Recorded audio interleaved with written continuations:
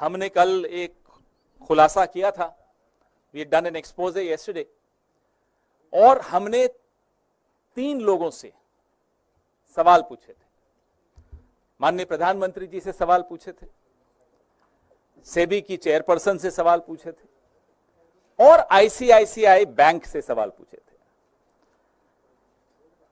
इनमें से कौन मोहरा है और कौन खिलाड़ी है मुझे नहीं मालूम, लेकिन एक मोहरे का जवाब आया, आईसीआईसीआई का जवाब आया। उस बारे में थोड़ी चर्चा कर लें, क्योंकि उस जवाब से और सवाल खड़े हो जाते हैं। उस जवाब ने हमारा काफी काम आसान कर दिया। इस पूरे घोटाले का एक परत और खुली इस जवाब से। They have helped us in unlayering this expose even further. तो आईसीआईसीआई कहता है कि माधवी बुच जी को जो उनका कार्यकाल था आईसीआईसीआई में, उसका रिटायरल बेनिफिट मिला, तनख्वाह नहीं थी। ये सेवानिवृत्ति के पश्चात जो उनको पैसा देना था वो था। अब मैं अपने साथियों से कहूंगा कि वो टेबल खोलें, क्योंकि वो टेबल बहुत कुछ बताता है। इसको थोड़ा, आपको दिख रहा है ये टेबल अच्छी तरह? नहीं, यहां से पीछे दिख ही रहा। तो आप देखेंगे कि माधवी बुच जी आईसीआई से रिटायर हुई और उस वक्त उनको कुछ ग्रेच्युटी मिली। टेबल में आप देखिए 71,90,000 2013-14 में उनको ग्रेच्युटी मिली। उसके आगे लिखा हुआ है अलाउंस ग्रेच्युटी फंड। 2014-15 में 5,36,08,825 रुपए, ये हम मान लेते हैं 1 मिनट के लिए कि ये रिटायरमेंट कम्यूटेड जो पेंशन है ये उनको मिल गई। चलिए मान लिया। उसके बाद मुझे एक बात बताइए कि किसी भी व्यक्ति को रिटायरमेंट के पश्चात हर साल पेंशन का अमाउंट बदलता रहता है क्या? बीच में बंद हो जाता है क्या और फिर से शुरू हो जाता है क्या? कभी हुआ ऐसा? मैं बताता हूं कैसे हुआ। यहां अगर 2014-15 में सब सेटलमेंट हो गई आईसीआईसीआई की और माधवी बुच जी की, और 2015-16 में उस टेबल में आप देखिए कि उनको वहां से कुछ नहीं मिला, नो सैलरी लिखा हुआ है, तो फिर 2016-17 में फिर से क्यों मिलनी शुरू हो गई? ये ऐसी कौन सी पेंशन है? सेटलमेंट हो गया, 5 करोड़ के लगभग आपने दे दिया, ग्रेच्युटी आपने दे दी, फिर आपने देना बंद कर दिया, लेकिन 16-17 में फिर से शुरू कर दिया। ये बड़ी चमत्कारिक पेंशन है, फिर से मिल गई। ना केवल इतना, अब मैं आपको इस टेबल पे फिर से देखने को कहूंगा।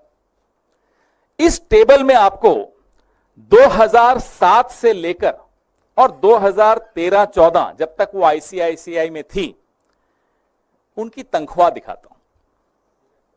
एवरेज अगर आप इसकी निकालेंगे, if you take out the average salary, annual salary of Madhavi P. Buch ji when she was in the ICICI between 2007-8 and 2013-14, the average comes out to be 130 lakhs, 1 crore 30 lakhs, 1 crore 30 lakh.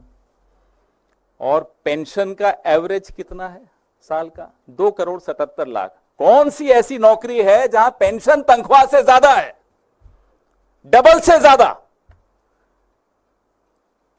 ये तो हमें मालूम ही नहीं था। ये तो कल ICICI के जवाब जब आए तो रिसर्च की।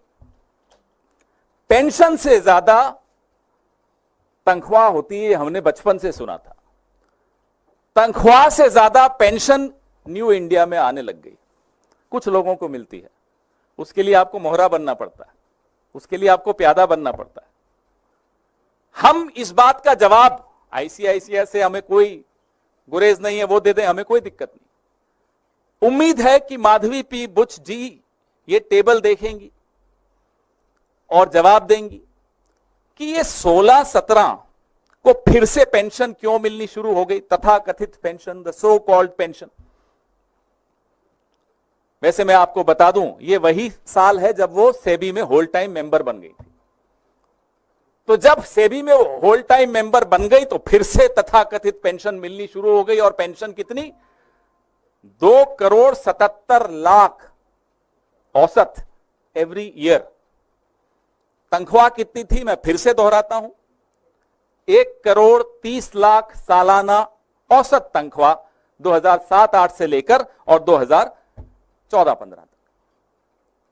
ऐसी नौकरी हम सबको भी मिलनी चाहिए। बिस्तक आपके लिए लाया है प्रीमियम मेंबरशिप प्रोग्राम, जहां आपको मिलेंगे कई सारे फायदे, जिनमें मार्केट न्यूज़लेटर, लाइव चैट पर आपके सवालों के सबसे पहले जवाब, मार्केट आउटलुक, वीकेंड पर मार्केट स्कैन, एंकर्स के साथ चैट और भी बहुत कुछ। इस प्रीमियम सब्सक्रिप्शन में 3 तरह के प्लान्स हैं, सिल्वर, गोल्ड और प्लैटिनम, जिनकी शुरुआत मात्र 159 रुपए महीने से होती है। इससे जुड़ना भी बेहद आसान है। बिस्तक के YouTube चैनल पर जाएं, ज्वाइन बटन पर क्लिक करें और अपना प्लान सिलेक्ट करें। बस बन गए आप हमारे प्रीमियम मेंबर।